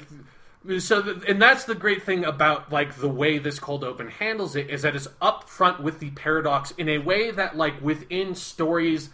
Like, within, like, the conventions of narrative is in and of itself paradoxical. That the character is breaking outside of the bounds of the narrative that you accept and addressing you directly in a way that, like, does not make sense, does not gel with the rest of the story in any way, cannot be, like, resolved in any way. Like, how this scene occurs. And that's the exact same thing that the paradox is. That's like, there is no way to resolve the paradox. It's not like, it's not confusing in a way that, like, if you're really, really smart, you can be like, well, this is actually the literal sequence of events of how this occurs, and this makes perfect sense because of quantum mechanics or something. No. There is no way to resolve a temporal paradox because we don't understand time in the way that presumably the Doctor, who can observe the fourth dimension in a way we can't, understands time. And so it's like, setting up the paradox in that way that, like, is in and of itself paradoxical. Like, it's the perfect way to address it. And then ending the episode that way, too, of just, like, being like, none of this stuff makes sense. It can't make sense, but it's really fun and cool, so we're doing it. Like, that is how you handle this. You don't just try to, like, throw a curtain over it in, like, the way that Stephen Moffat feels like he usually does, and, like, have it be a core part of the, like, the plot of the episode, but then not address it in any way, so it's like, you're just like, well, then what the fuck actually happened? And nobody seems to be acknowledging that none of this makes any fucking sense, because you're just, like, throwing wool over my eyes. They also don't hinge a key, like, emotional and thematic element on that time paradox. Yes. And that's one of the big problems with, like, when Moffat does this. Like in Season 6, all the stuff with River Song and the Astra and all that, which is the key emotional arc of the season, lest I remind you that Amy fucking gets her baby kidnapped out of her. I was thinking about this the other day when I was walking. And it's all resolved with, well, she had to put herself in there just to keep up appearances? Fuck you! That actually feels kind of misogynistic now that I say it. That feels really gross and dirty. Yeah, like, I was thinking about this the other day when I was thinking about time paradoxes in Season 6, and I was like, I just remember it's like, wait, yeah, there was that whole thing where, like, Amy's baby gets stolen and, like, becomes River Song, and, like, she's, like, their best friend when their kids is, like, when you're this, like several years removed from it now, it's like, that shit's fucking weird, man. That's just, like, really weird looking back on it now. It was really good in the moment, right up until it fell apart. Yeah, then you get Wedding of River Song, and you're like, oh, God, like, all this has been building up to nothing. Yeah, that season was, like, just this beautiful house of cards that got built up and up and up, and then someone stomped on it. And then someone just yelled, Doctor Who! Over and over again. Yes. Anyway, but, no, it's fun. And, I mean, my favorite thing about the opening sequence is just...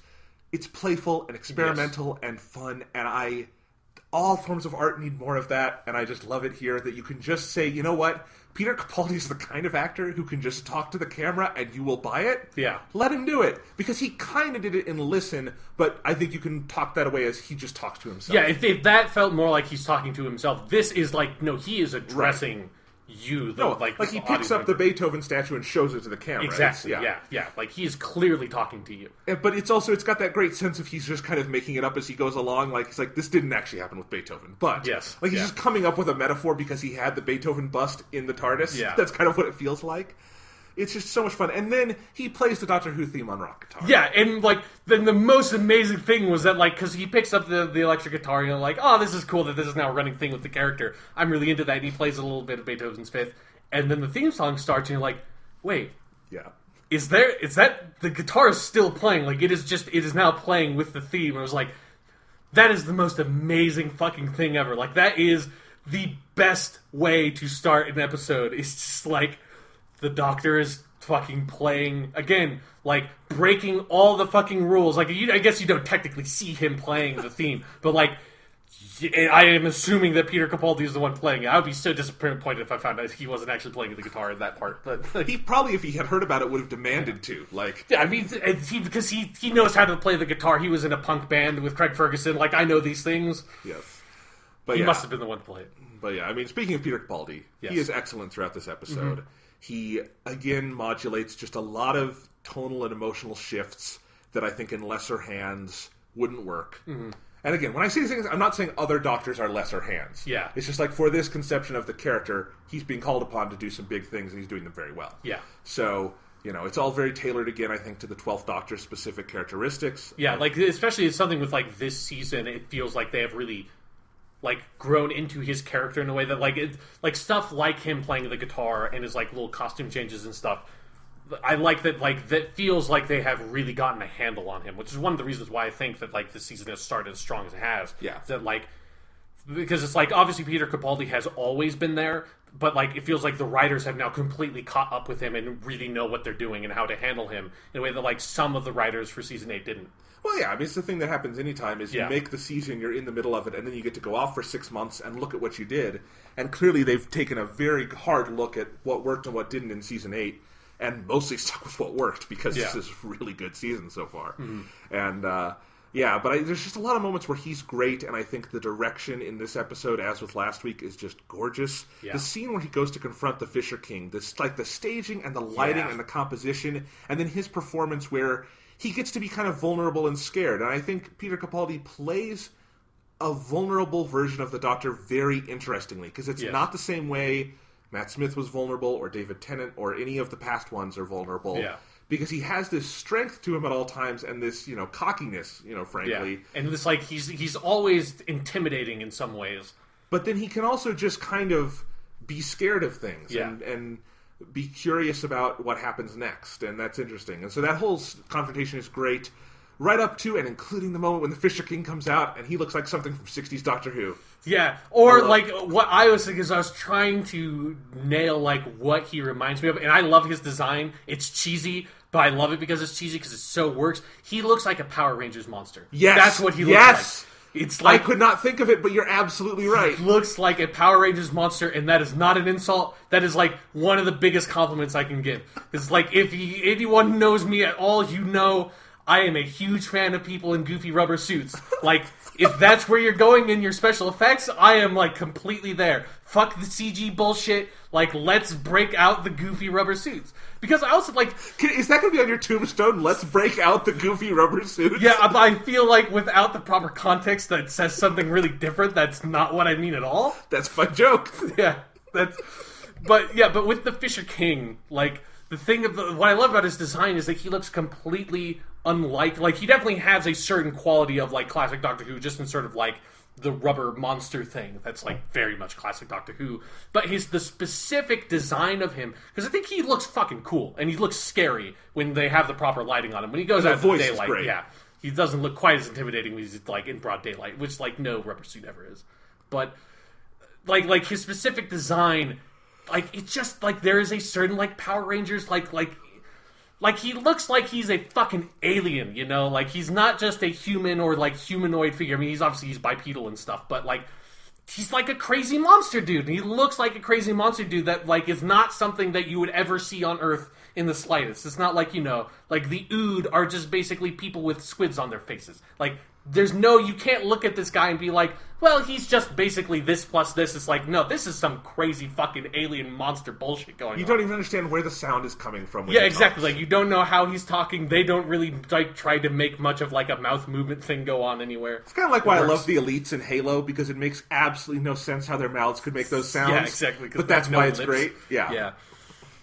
Yeah, great monster design there. I hope that he or, like, his race comes back in some way. Like that is a great costume to just bring out, to having, like, the background of, like, everyone, like, all the monsters everywhere are, like, going after the Doctor, which they like to do, like, basically every other year. Yes. Like, to have that guy pop up every once in a while. Absolutely. I'll be happy. And I thought he was a good villain because he didn't give a fuck. I love villains who don't give a fuck, and he just totally... Like, he kind of just wanted to take over the planet. He had a nefarious scheme to do it, and he did not care who he was hurting, and the Doctor could not reason with him. And so, you know what? Doctor got to flood the place. Yeah. That's how it goes. Yeah, it's just like...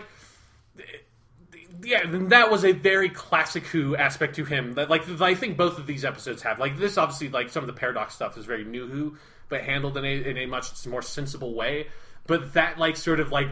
Yeah, it's just an evil alien monster that's, like, completely unapologetic. Like, he's not sympathetic in any way. There's not some sort of big tragedy that's motivating him. It's like, no, he was taking over this other, like, the race of guys that like to be taken over.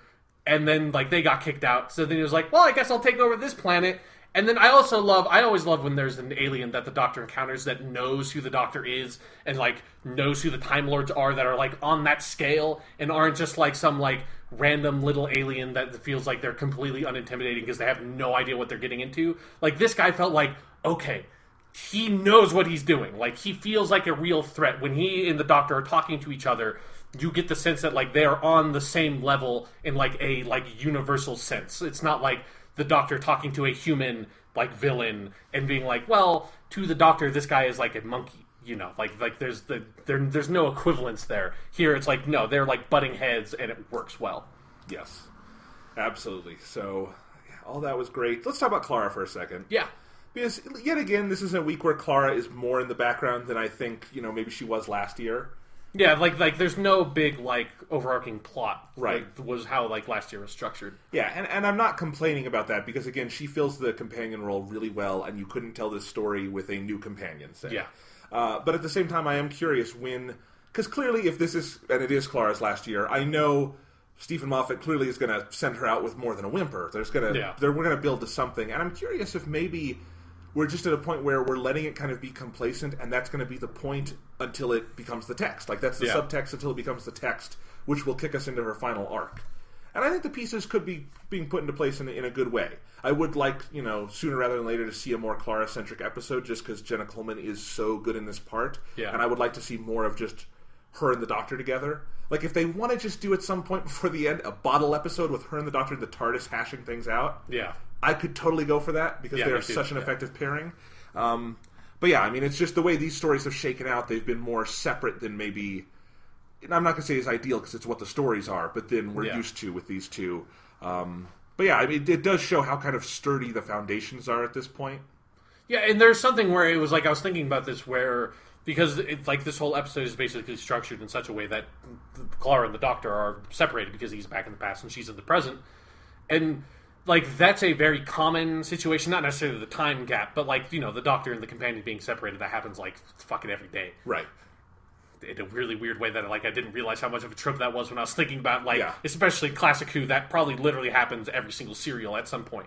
But yeah, but I feel like Clara being separated from the Doctor, I think in this episode really brings out what they have been sort of building up to, especially in the, like, last season with Mummy on the Orient Express and Flatline, of her sort of arc of being like, of becoming like the Doctor and becoming more callous and becoming like incredibly intelligent and effective in that way that, like, she definitely wasn't before. That if you think about how she was portrayed, ignoring all the stuff in season 7 of Matt Smith, because again, different Clara, different character, just ignoring all that shit, like how she was in like Deep Breath in the beginning of season 8, where she was the emotional center, and like you have, I had a moment where I realized this episode was like how far that character has come now, where like when she sends that dude out that like to go get the phone, and it's like the plan makes sense, the plan works, that like in theory this guy will be safe because he hasn't seen the message, but it's like you're still making a huge fucking risk that it's like if you are just don't have enough data, you could be drawing the completely wrong conclusion and that guy could be fucking dead in seconds.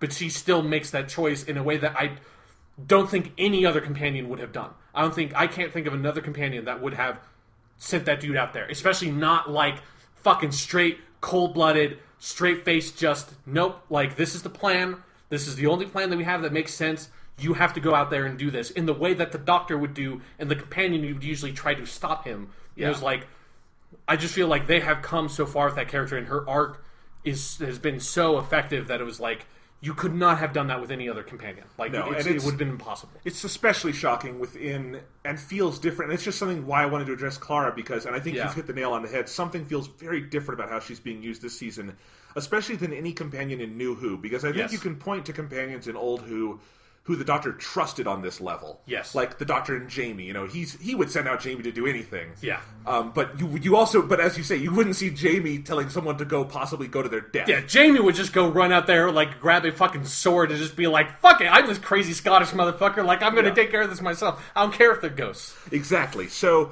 but it is getting in, it is, I think, especially though for the paradigm set up, like in New Who, where as you say, the companion is always that emotional core and that like voice of conscience and those things. And they're getting away from that. And that's all I'm saying is that what's kind of smart about how she's been handled in these first 4 episodes is it's not foregrounded at all. Yeah. It's there, but that's subtext. It's not into the text yet. Yeah. And I'm curious to see when, because I think that switch is going to happen. Yeah, it has to, like, at least, like, on the story where she leaves is definitely where, like, it has to come up in a big way. But I also think, I hope this is a setup for her leaving in a much more positive way than the last couple companions have left, because I think this could just be she's gotten independent enough that she could go run unit or something. Yeah, that was what I was thinking, where it was like it was specifically this episode made the season opener make a lot more sense to me, where, like, at the beginning of the season, like, the planes stop, and then someone from unit goes and picks up Clara and brings her back to the base, and, like, everyone just listens to her. In a way that was, like, I didn't quite buy that the first time, because it was like, well, you have, like, all these specialists and, like, Kate Stewart and all these people, like, why would you go, like, I guess she has a connection to the Doctor, but why would you go so far out of your way just to get Clara? And then, like, seeing her in this episode, I was like, oh, because she is, like, a surrogate Doctor. Like, she's obviously not at that level because she doesn't have all the knowledge that he has, but, like, her ability to sort of, like, logically analyze a situation and take action is, like, approaching his level, like, as a character. That's, like, I think it's still, like, kind of a bit of a problem with the season premiere because I don't think they make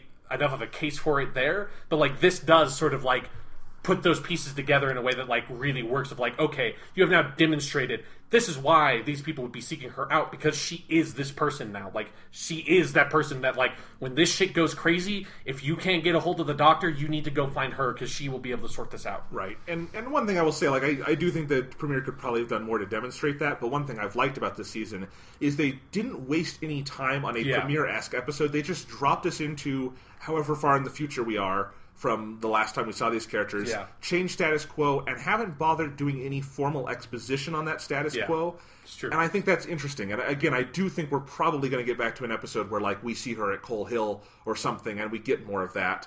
But this approach, where we're kind of just seeing it all in action first, is a lot more dynamic. Yeah. Yeah. Yeah. It's definitely, like, I feel like this episode reminded me, because I think she is the most prominent, I think, like, by far in this episode than she has been in any of the episodes in this season so far, and it's, like, really, like, reminded me that she is the best companion in New Who. Like, she is really, really fucking good. Yeah, and I mean, it's part of it is I just think Jenna Coleman is clearly the best actress they've had on the show in that capacity so far, because I think you can point to, like, you know, people like Karen Gillan and Billie Piper have done very, very good work. Yeah. But I don't think their actress is on the caliber of a Jenna Coleman, who clearly can just kind of hit things out of the park.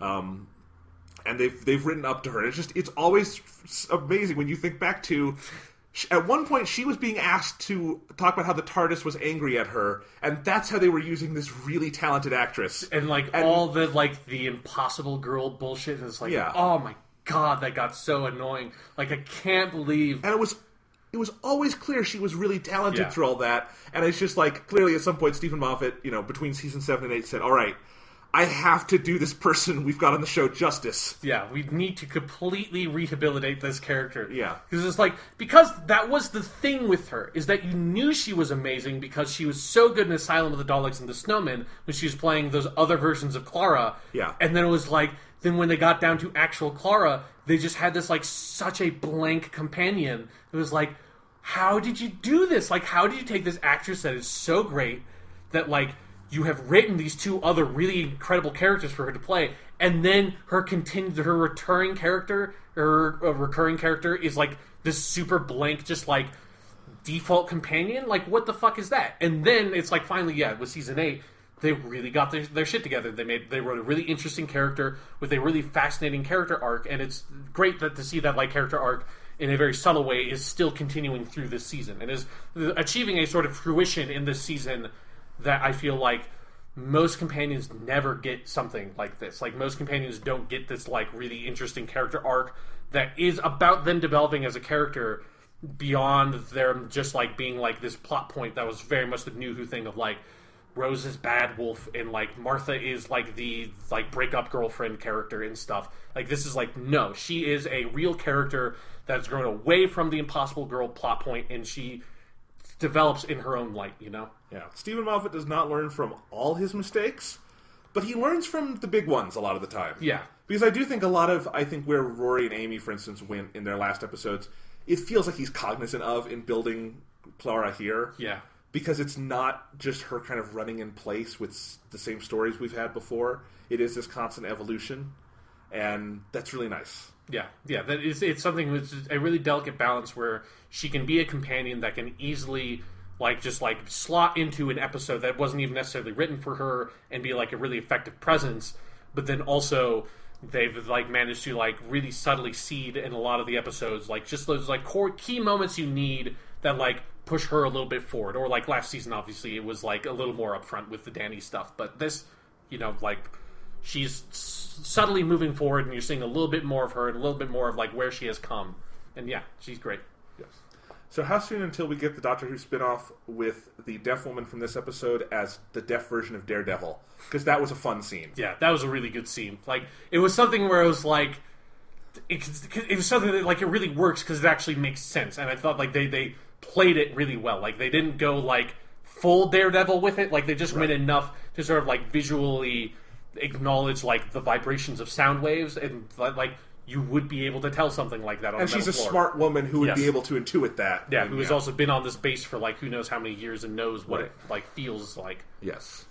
No, lots of good stuff. I like that character. I liked the kind of... There really hadn't been any romantic tension between her and her translator. Yeah. But fuck it, it was a nice ending to the story. There was something about that scene that I was really hoping that there'd be, like, this really awkward sign conversation between the two of them where, like, she didn't really feel anything at all and had to, like, very, like, nicely just sort of, like, turn him down and be like, you know, I like you a lot, and I think you're a fantastic translator and a really good friend, but, like, I just don't feel that way about you. And, like, having that guy having to translate that conversation for everyone else, That would have been a very funny scene. Oh, see, what I was thinking is how they would do it is they would have this whole conversation between the two of them. They wouldn't subtitle it, wouldn't translate it, and then we just go on, and it's up to, like, people to go up online and figure out what it was. Yeah. And, like, you could intuit it because they didn't, like, make out. Yeah. But, yeah, that would have been great. Because there is actually a really good moment in the middle of the episode when Clara is going to send the guy out, where she just has this long string of sign language, and he kind of roughly translates it for us, but for the most part, it just speaks for itself. Yeah. And I liked that. Yeah, definitely. Yeah, so I liked the side characters. I felt bad for O'Donnell when she died. She did something really stupid, but, you know, people on Doctor Who do that sometimes. Yeah, people need to die every once in a while. Something it's just like, it's how stories are made. It is. So anything else to say about Before the Flood? I thought, just for the special effects, I thought the flood, like the dam breaking, I thought that was a really good effect. Yes. Like, it's the right kind of CG where it's like it didn't necessarily look completely real, but it didn't look so fake that you're just like, oh, that just like looks terrible. It was like it was a convincing effect. Absolutely. You know, I was watching clips of Christopher Eccleston's Doctor today on YouTube because he's on this show on HBO called The Leftovers, and the second season just started, so I kind of watched that whole show, and he's phenomenal on that show. But it made me want to like go see him say Fantastic or something, where he's a more happy character because that's a really sad show. Right, and good God, have the visuals on this show come a long way in 10 years. It's like always that realization of just like, oh God, this isn't like even HD. Like, no, they were like filming it on tissue paper or something. It's like, it looks so bad. Chris Eccleston looks like he has a fucking halo all the time just from like digital noise and shit. Yeah. And then you like the lighting in the old TARDIS and stuff like that. It's like, oh fucking God. They've come a really long way. And then you get to those Slitheen episodes and you're like, oh man, the CG. Like, TV CG is not necessarily amazing, but it has come so fucking far from those days. I mean, there's a lot of effects in this two-parter, and they are all up to snuff. I mean, like, I think it's a combination of the direction being really great and, like, them knowing what to do with the effects. That it's like, there's no... Like the fact that they just, like, busted out a cool rubber suit for the monster... That's like, instead of trying to do a full CG monster, like, if they did a CG version of him, it would have looked fucking awful. Like, when they did the CG Ice Warrior from, Cold War, I think that's the submarine episode. Like, that looks fucking terrible. Like, just get a suit. It looks so much better when you just do the suit. Like, you guys can't handle full CG monsters that well. But, like, having the dams be CG or having, like, CG effects on top of your actors for the ghosts, like, that stuff can work really well if you do it right. Absolutely. So anything else on this one? It's really fucking good. I'm so happy about Doctor Who. Yeah, a lot of fun. So, two other pieces of news I want to go through. All right. We forgot to talk about this last week. Did you hear about the Doctor Who spin-off that actually is happening? Yes, like the Coal Hill School. I forget what it's called, but it's called Class. Right. It's going to be on BBC Three, although BBC Three is going online, so it could be a kind of web series. They haven't really confirmed that yet. But it sounds like it's really meant to replace Sarah Jane Adventures. That's what it sounds like. The kid version of Doctor Who. But, like, the weird part about it was, like, other than it being obviously set at Coal Hill School, which is a Doctor Who thing, and this now is where Clara is a teacher, like, I didn't get a sense of, like, why exactly is this a Doctor Who spinoff? Like, because the Doctor's obviously not going to be in it. I assumed if Clara was going to be, a big character in it, they would have said that right away. Right, and she's cast in a different show already, so I don't think it can happen. So, she might pop up, but, like... You know, like, Torchwood had Jack Harkness. It's like, okay, recurring Doctor Who character is now the star of this other show.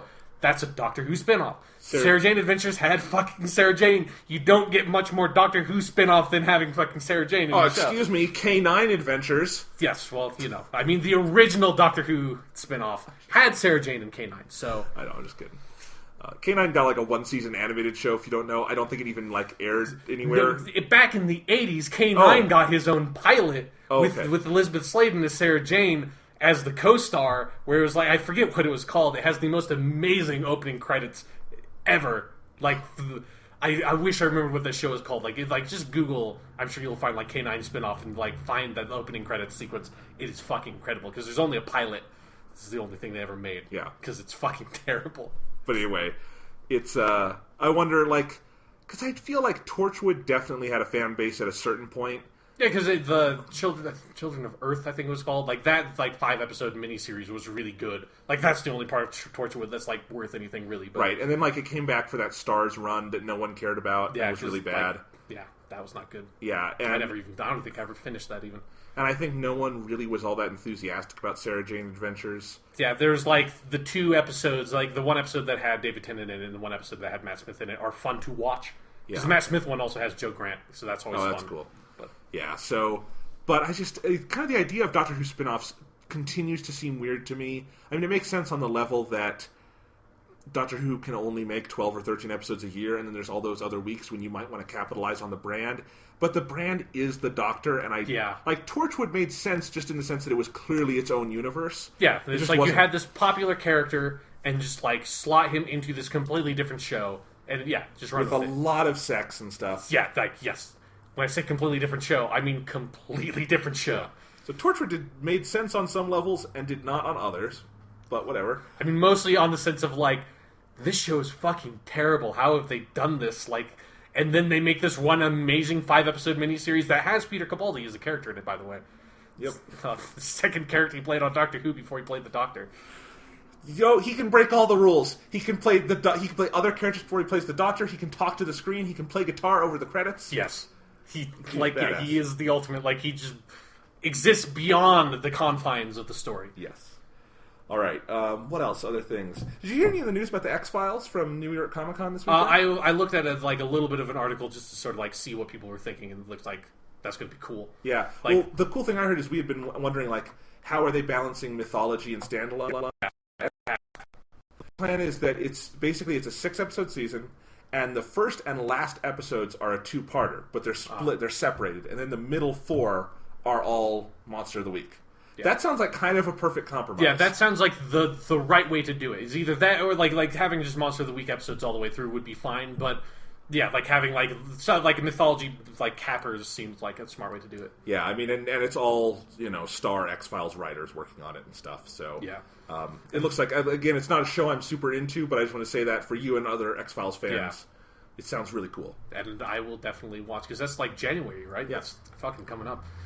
The one thing I saw from it really was that, like, I saw a bunch of headlines of people like talking about it. It's like, oh, Mulder and Scully are breaking up, and it's like, yeah, duh. Like, did anyone think that they would still be together? Like, it worked for like the movie, fine, because it was the movie. But like, you're not going to do a continuous episode thing and have your leads like be in a romantic relationship. Like, that's just not how those stories are written. Like, it never would have worked that way. Yeah. Like, you need to put some of that tension back in there and like do something new with those characters, and having them break up is kind of the only way to do that. Yeah. Then get back together at the end of episode 6, and then exactly. And then when they get another miniseries run, they break up again. I do wonder it's if like Uncharted. The hype towards the show is positive enough, and Fox is doing poorly enough that I wonder if Fox really regrets only ordering 6 episodes of this. Yeah. Because they're airing it after the Super Bowl too. It's like, or like the day after or something. Yeah. It's in that slot, so they're doing a big push for it. And I mean, I know the holdup there is always Gillian Anderson, because she's actually been busy since the show ended and stuff. Yeah. And I think this was all she could do. But I do think, I'm just wondering, like, I think this is probably going to do very well for them. I hope so. I'm really excited for it. It's it's getting a lot more positive hype than Heroes Reborn is over on NBC. Every time I fucking see that, like, a headline from like this, like, oh, review for the new episodes of Heroes Reborn, I'm like, oh god, like, man, like, let's say 60% of the first season of Heroes is pretty good. The rest of that show, I've only watched I watched all of season 2, a little bit of season 3. And it was like, you watched that much of Heroes? Yeah, like, I liked it. I liked season 1. Season 1 has some really good stuff. That's like where Zachary Quinto basically came from for me. Like, as an actor, it's like he's really good in that show.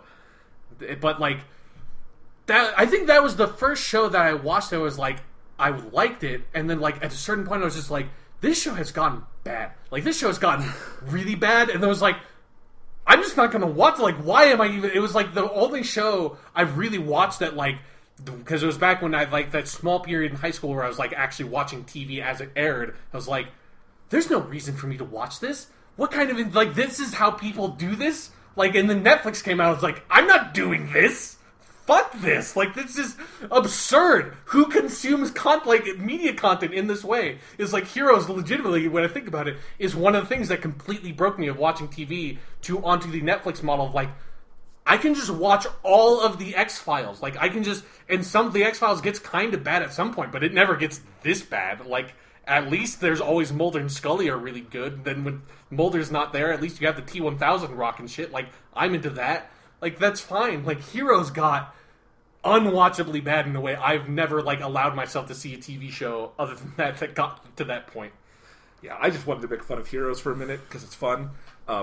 Anyway, I watched a little bit of season 1 and thought it was awful, so I never got even to the point where it legitimately got awful. Yeah, because like I said, I watched it when it aired, so that was a long time ago.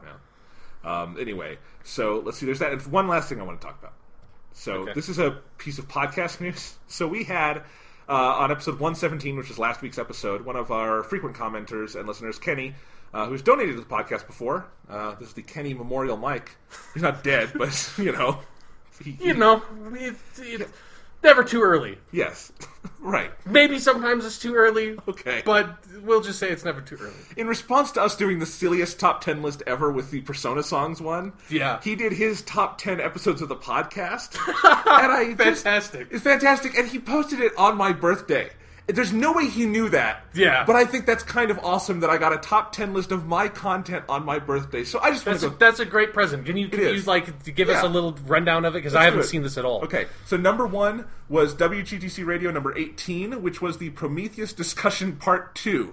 And he said for that, like, see also WGTC Radio number 4, which is our first Prometheus discussion. So this was the one when we got the special edition and watched it for the second time because we are fucking stupid. Yes. Because we are stupid people. But it made for a podcast that he thinks is our best. I think that's a solid pick. Like, absolutely. I don't remember anything we've ever talked about on this show, but if you tell me that that's one of our best, I would be like, yeah, that's probably...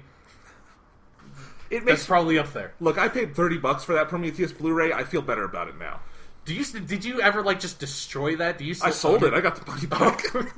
Great, yeah. Like I was like just thinking about like what did you ever do with that? So it sounds like that's a good I kept the digital copy, so I have that in iTunes if we ever want to watch it again. Yeah, but no, I sold the Blu-ray for like 50th anniversary episode. We'll do that. We'll watch Prometheus again. Because see, I bought the 3D edition because that's the one that came with the deleted scenes. Yeah, I had to pay extra to get the stupid deleted scenes because that was the stuff we really wanted to see. It was like what was the shit that was so bad that they thought they had to cut out of this like terrible movie? Yeah. All right, so then we have, and okay, he's listened for a long time, so he mixed all our podcasts. So we have at number 2, the monthly 10, numbers 4 through 6, which is our first Doctor Who podcast trilogy. And he also said see Weekly Stuff number 72, which I think is another one like that. I don't remember exactly. So the first one, would that be the one where I picked the best stories for each of the Doctors? Yeah. We should like redo that episode or something at some point with like there are several choices I made back then that I would choose completely different ones because that was years ago now. 72 is our 50th anniversary celebration episode. I really like that one. That's just where we each did our top 10 favorite stories. Yeah, so similar but different. That was the other time where like you just gave me this impossible task of a fucking list to make. Like, here's the show where you've watched like over 700 episodes of it. Make a top 10 list. Like, we've all got to do it, Sean. Jump off a bridge, you fucking piece of shit. Take your lumps. All right, number 3, the monthly 10, numbers 11 through 13, which is our Star Wars month podcast trilogy.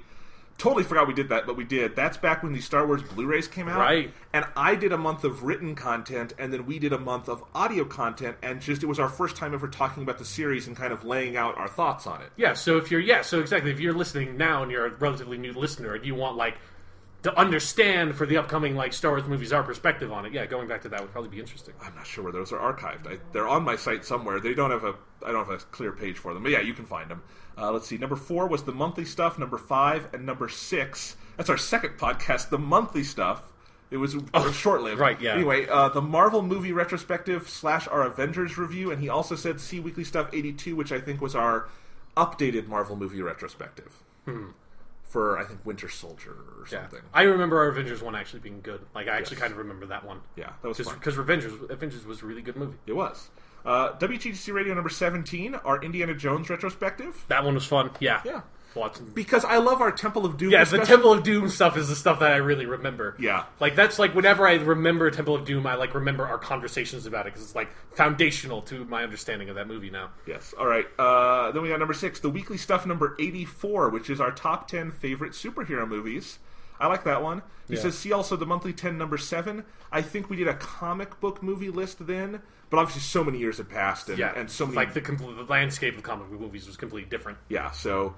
We have both of those. Then we have, at number 7, our very first episodes of The Weekly Stuff / WGTC Radio, which is our top 10 favorite movies ever. Yeah. I like that one. I would change most of that list now, but there you go. I think most of mine would probably... would probably move a few things around, but number one's number one, man. Right. Cyclops, Dragon, they fucking fight! They fucking fight! It's so good! Alright, then he's got number 8, which is the monthly 10 number 9, the Harry Potter retrospective. And this one's funny. We did a Harry Potter one? Was I even on that? You're not on that! You're not on that! I was... Fuck you! I've been on like every episode except for like 3 or something. If you pick one of the top 10, how many episodes have we done? Like, it's supposed to be over 100 at this point, right? Like, we're at about 118 of the current show, and it would be like 150 total. Like, if you fucking picked an episode at complete random, the chances of you picking one that I wasn't in are below 1%, and you pick one of those? Sean, I mean, your name is in the show. Yeah, the full title of the show is The Monthly Stuff with Jonathan Lack and Sean Chapman. I mean, to be fair, I completely understand why you would not have me on a Harry Potter retrospective, because there's not a lot I could contribute to that other than saying, well, I think this stuff is kind of lame, but some of the movies are pretty good. What the fuck? That's the one, and I totally forgot until Kenny put this on the list that I'd done that. That was, I think, for the last... It was Is it Lexi? Our friend Lexi was on that one. Fuck.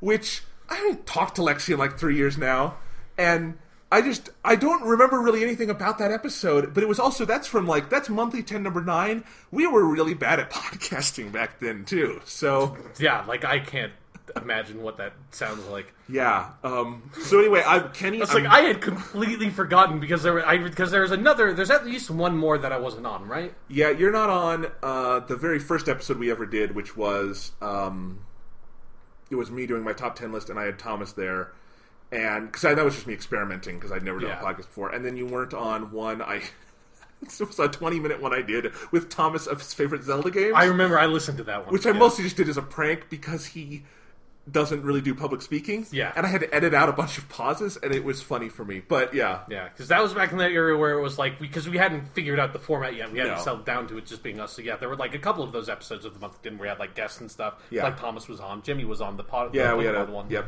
Which is actually one of my favorite early ones. I remember liking that one, too. Because he did all the Pokemon's, like, yells. That was fun. Oh, yeah. We gave him, I think, Diamond and Pearl to count down, because none of us had played it. Yeah. So, anyway. I mean, I could, like the Harry Potter one, I can do Pokemon as long as it's like a super limited version of, like, I can really talk about Red and Blue. I can kind of talk about Gold and Silver. Outside of that, I'm out of the conversation. Right. Well, anyway. Number 9 was monthly 10, number 8, which is our top 10 favorite comedies. Yeah. Notable is the one time we did a combined list. Do you remember that? Yes. I don't remember that. We like looked, because we have actually kind of fairly similar tastes in comedies. That's true, yeah. So we just did it together, and we kind of voted. Like, I think we compromised and put Ghostbusters at 2 and Big Lebowski at 1, because your love for I love Big Lebowski, but you really love Big Lebowski. I mean, it's the best comedy. Yeah. Like, there's no, like, I would. So that was enough to get that at number 1. But yeah. So that was an odd... Again, figuring out the format at the time. Yeah. Let's see. I can't imagine us doing a combined list today. Like, God, we would kill each other trying to, like, fight for that. And again, our tastes are fairly similar in things. Yeah. But we're opinionated. And we do kind of, when we do make those lists, like with, like, Persona 1, we clearly cheated of just, like, I would pick some songs knowing that you would probably pick, like, Mass Destruction. So I was like, I'm just not going to put that on my list because I'm betting that Jonathan's going to have it so we can still talk about it. Yeah. So, number 10, WGTC Radio, number 55 through 57, which was our top 10 favorite video games. That's definitely one of my favorites. Yeah. Yeah. That was when, like, we totally solidified the persona of the podcast. Yes. It was on its way after I'd introduced it, but that was like when it's like, yep, this is a Doctor Who persona podcast where we sometimes talk about some other things too. Yes. Well, I'm glad we have fans. Kenny, thank you for making that list. Yeah, thanks so much. That's really cool. I mean, kind of fuck you for putting on one episode that I'm not on. That there's no way. There is fucking no way. This episode has got to be better than that episode. I mean, did you fucking record that episode on a tin can with a string in it? Like, onboard Mac mic. I mean, God, no, that was like 5 computers ago. It was, and that might have been when I was trying to use like an old real microphone, like you would plug into an amp, and like the Rock Band mic or something. Yes, it was. No, it wasn't a real. It was the Rock Band mic, which was awful. And then I realized that the onboard Mac mic, I might not even have a Mac at that time. Anyway. I think that was pre your first MacBook. Yeah. I'm pretty sure. So I might not have had a computer with an onboard mic, so we were using a Rock Band mic. Boy, this is a sad trip down memory lane. Yeah, I had not realized how long we have been doing this until, like, looking at that list and being like, oh, yeah. Yeah. We have been doing this for a long fucking time at this point. I know. Is there any episode, like, off the top of your head that you would put on a list that Kenny didn't have? No, I mean, he has your philosophy for top 10 episodes where he just completely cheats and was like, well, the Prometheus one is really good, but they have 2 Prometheus ones, and both of them are amazing. So I'm just kind of both put them in the same slot. That's not how I run things, but, like, whatever. If that's how you want to make your list, that's how you want to make your list. So I would say it's like, yeah. But the Prometheus ones are the ones I think of, like, if I was ever to, like, just give in to narcissism and listen to the show, I would go listen to those ones. Yes. Because I like to think of myself as being an occasionally funny person, and I don't remember anything I said on those podcasts, so I'd probably find it funny, because I wouldn't say it if I didn't think it was funny. Right. No, that's the best. I will listen to really old ones sometimes when it's a topic, mostly when it's like you talking. Yeah. I mean, it makes more sense for you, since you're like the host, and you like post all the stuff. Like, it makes sense that you would have reasons to listen to it. Like, every time I like think about it, I'm like, I can't. This just would be weird. Yeah, I don't ever listen to it casually. Sometimes for like quality checks, I do that. But no, my favorite episode, like if I had, and I think it could one day be our Persona Countdown one, but it's too recent. Yeah. I will always point to. I fucking love the one where we did our worst movies ever. Worst movies, yeah. Solely because your 30-minute rant on After Last Season is one of my favorite things because that was when we were still recording it in your dorm, and there was a point when I was giving that rant where I was like, these walls are not thick enough. I should probably be more quiet, but I am too angry about this movie to say anything more quietly. So there were a lot of people that, like, you know, hopefully nobody had, like, their, like, younger sibling, like, visiting their dorm room that day that was not accustomed to adult language. Yes. Because they were exposed to a lot of it. That's okay. That one's good, yeah. But, like, that's one I liked so much I even rebroadcast it as WGTC Radio / The Weekly Stuff number 6. And I never did that again, because that's really the only episode that was standalone enough and of good enough quality that I felt comfortable doing that with. But it's in the official canon now, so you can go find it. Anyway. I mean, I think I really like our Top 100 one. That's a great one. That was a good fun. one. Yeah. That was a lot of fun to make that list. It was interesting to hear your list. It was just fun to go back and forth on that, because it was such a dumb, but weirdly, it turned out to be profound idea. Yeah, like, it's a completely absurd thing, but when you're actually making the list, like, it's a really... Like, I recommend everybody should make a top 100 list, and, like, with your own rules, like how we said at the beginning, it was like, just anything goes, like, fuck it, because there's no way you can put restrictions on this, like, just top 100 stuff, make that list. It makes you consider things in a way that people don't usually. Like, it just makes you stop and look at your life, and look at how you experience and think about things in a way that's just a reflective moment. Yes, that was pretty great. So... Anyway, Kenny, thank you again for making that top 10 list. That was really cool. That was my favorite birthday present. We'll be back next week, talk about more Doctor Who, a Doctor Who episode I'm very excited about because it's got Maisie Williams. If you don't know who Maisie Williams is, you don't watch Game of Thrones. If you do watch Game of Thrones, you know basically what they do with Maisie Williams every season is put her with a different adult male actor who is gruff and have them play off each other. So I'm excited for her and Peter Capaldi. Nice. Yes. Yeah. So we're going to talk about that. We're going to talk about Persona 4 Dancing all night and more stuff. Visit us at theweeklystuff.tumblr.com, our new Tumblr page. Follow us there. Follow us on Twitter at Jonathan Lack and www.jonathanlack.com. Yeah, and here's a challenge to our listeners now that we have gotten a top 10 list, a pseudo top 10 list of our best episodes. I want to see a top 10 worst list, because that's how we kind of have handled things a little bit in the tradition of our top 10 movies and top 10 worst movies. I want to know what episodes you think are so irredeemably awful, like maybe a Harry Potter retrospective that we might have hypothetically done, that deserves to be in our top 10 worst episodes of this podcast ever.